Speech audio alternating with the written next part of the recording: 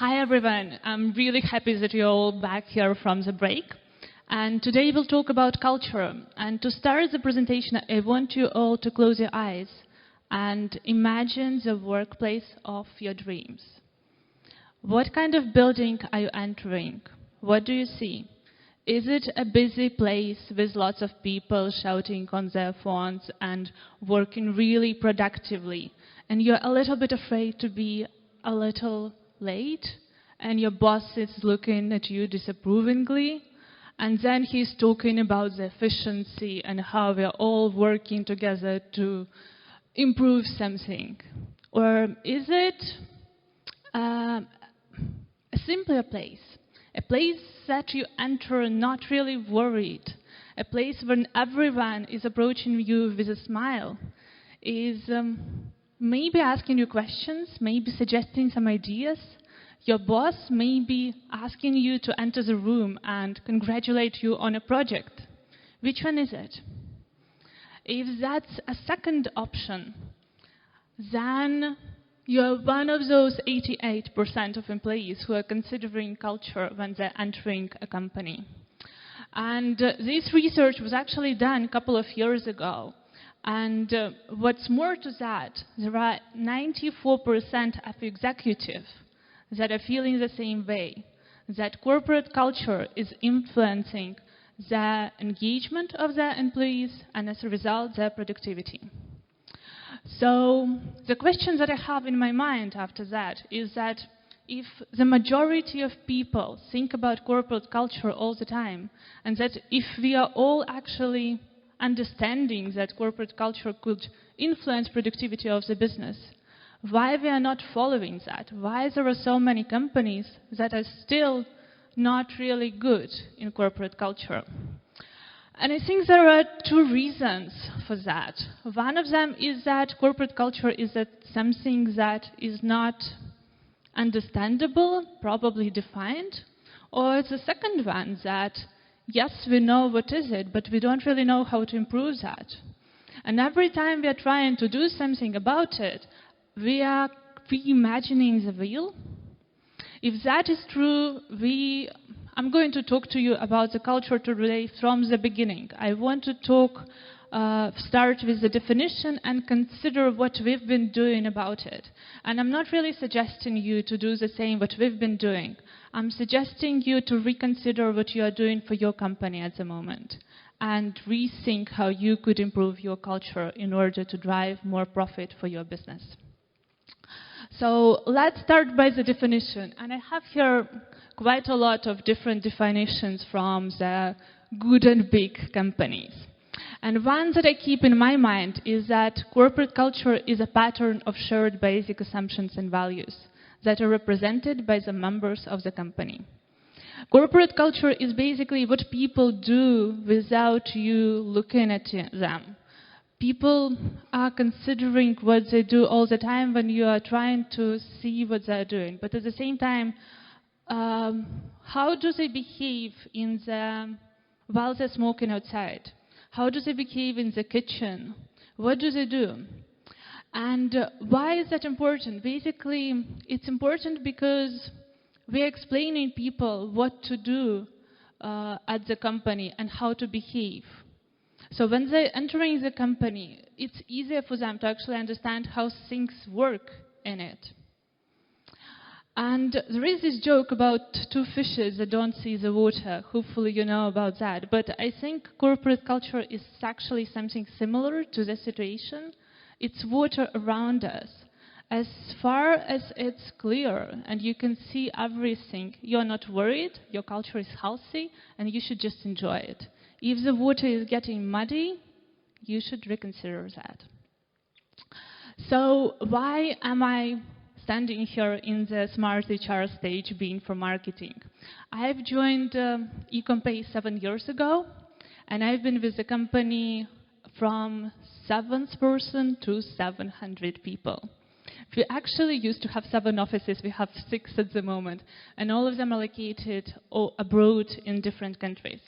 So if at the beginning we had amazing culture and we didn't really have to do anything about that, now we have to do quite a lot in order to improve that. And I really want to share and discuss this with you today. So if by the end of this speech you'll have lots of ideas and questions to me, I'll be really happy to talk to you about that. And here is a picture of iceberg. I think every presentation should have an iceberg, right? So this is an iceberg of corporate culture. And what we imagine from the beginning is that every culture should consider the dress code, the amenities, the location, office environment, and so on. But actually, there is so much to that. All of the beliefs, vision, and mission, the way we talk to people, anything that is just done in the office, all of that is the culture. And you should consider that. And when we're speaking about building the culture, usually it comes from top down. So usually the founder is actually trying to employ people who are having the same values, people who will share his ideas, people who will drive the process forward. However, sometimes if the founder is not really into the business, you should know that those of your people in your teams who are really active, who have leadership skills, they could also drive the culture. And you should be careful in that, because those people could not really understand the values of the business if you don't really explain them well.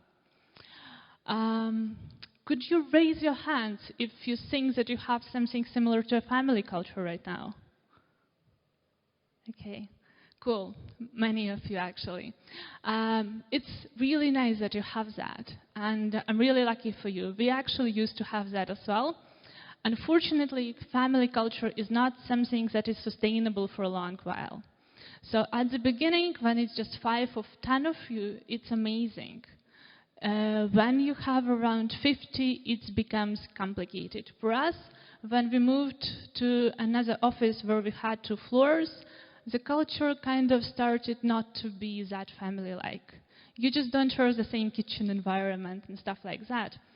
So when we've decided that the family culture is not really what we are doing, we started to look for another example.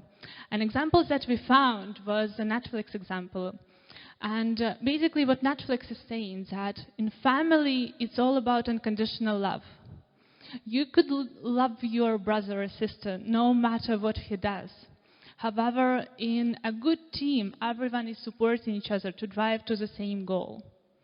And that's what we've actually decided to do in Ecommpay. However, we decided to go one step further. For us, it's not just the team. For us, it's a well-played team. A team of basketball or baseball, where you have to trust all of your employees. You have to know the strength point of them and the weaknesses as well. You have to understand what drives them in order to actually play that forward. And for us, we've actually decided that we also have to have some key drivers. Those have been taken and adapted from the Spotify, and you can look for them online. Those are really good. However, I'll explain to you what it means in our language to us. So first of all, stuff should get done, and you have to measure that. However, in order for that to get done properly, you have to explain why it has to be done. What are you trying to achieve, and why it's important for the company? What is the mission and vision of the company? What are the values of it? When you do that, you have to know that stuff has to get done well.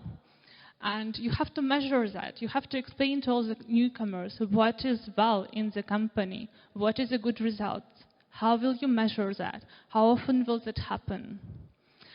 People have to be happy. How do you measure for happiness?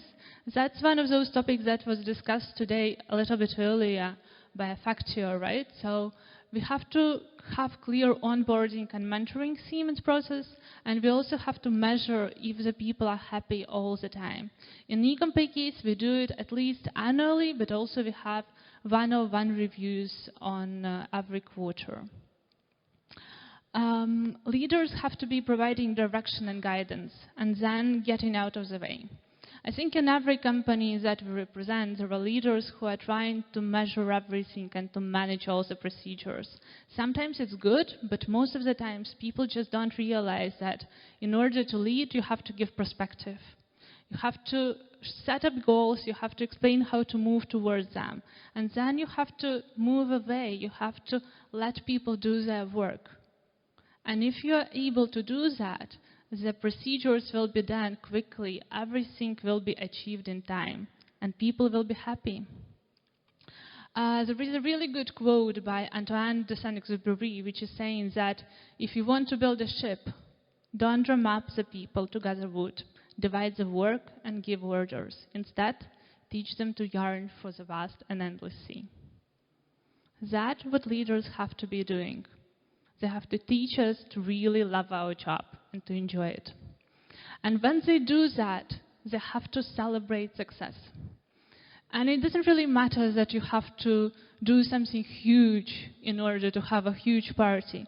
No, even if you do small projects, if you continue doing small tasks, your managers have to let you know that you're on the right path. They have to let you know that you are valued in the company. And it could be one-on-one. It could be a clap on the shoulder. It could be just saying, thank you for your amazing job. And that will be celebration. And if you fail at something, you also have to use that as a way to learn. Sometimes we make mistakes. All of us do. They could be small, they could be big. However, most of the times we just not talk about those. We keep them for ourselves, or maybe we share them with the management. In case of Ecommpay, we have something called a project review. When we do that in front of the whole company, we come on Friday evening and we present the project, how it was done. And instead of just talking about successes and amazing stuff that has been achieved, we also talked about what has been going wrong. How could we improve the process? What could be achieved in future, and how to have we change anything? And if we are doing that constantly, people are actually not afraid to give feedback to each other. People are not afraid to share their pains. They are talking actively, and that helps a lot. And to do that properly, you have to be able to give feedback. And it shouldn't really go from top to bottom. It shouldn't really go just from the management towards the employees. Everyone in the organization should be able to share that.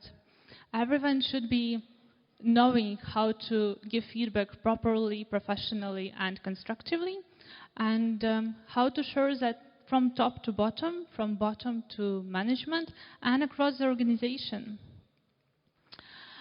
That's how we do things in Ecommpay, and I think that's a good slide for you to take a picture at if you want to.